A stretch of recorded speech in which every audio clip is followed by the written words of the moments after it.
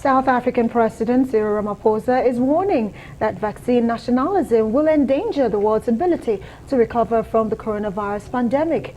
While addressing the World Economic Forum via video conferencing, Ramaphosa calls on government to unite in defeating the spread of the virus.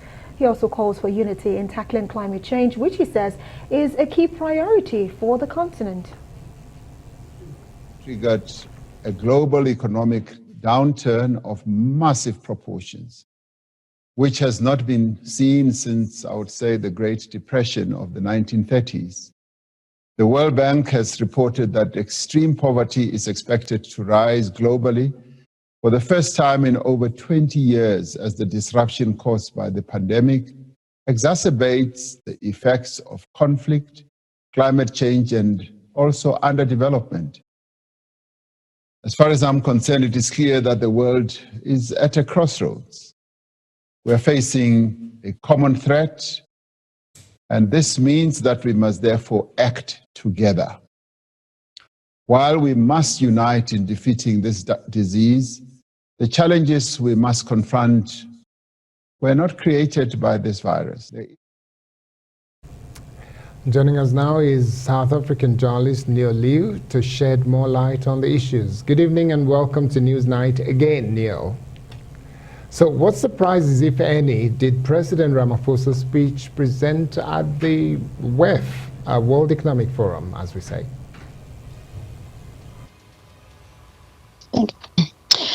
Good evening, and thank you for having me again. Not much to taking us in surprise from the president's speech. A lot of what he said was taking the same theme as the Chinese President Xi Jinping in his address the day before. And as you said in your intro, he spoke a lot about talking about how this will displace the poorer countries and how countries need to come together to make sure that this does not happen.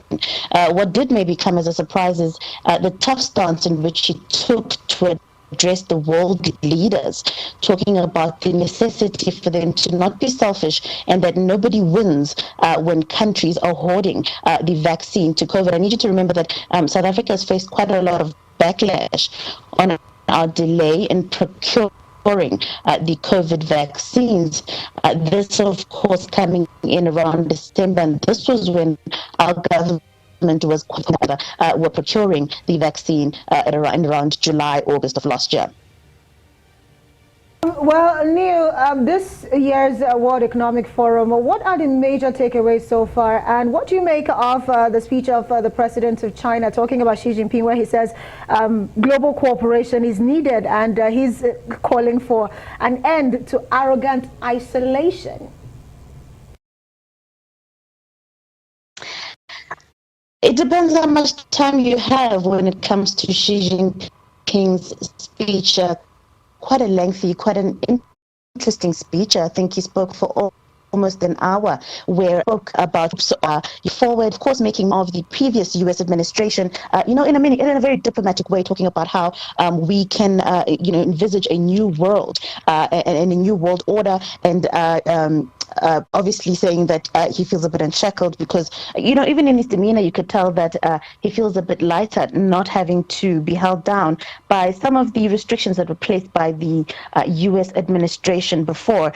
He called for stronger global governance, via multilateral organizations, the removal of barriers into trade, investment, tech exchanges, as well as a stronger representation on the world stage for developing countries. But what we do note is the fact that there is no clear commitment from China to assist African countries in any way in terms of the vaccine procurement, their rollout, etc.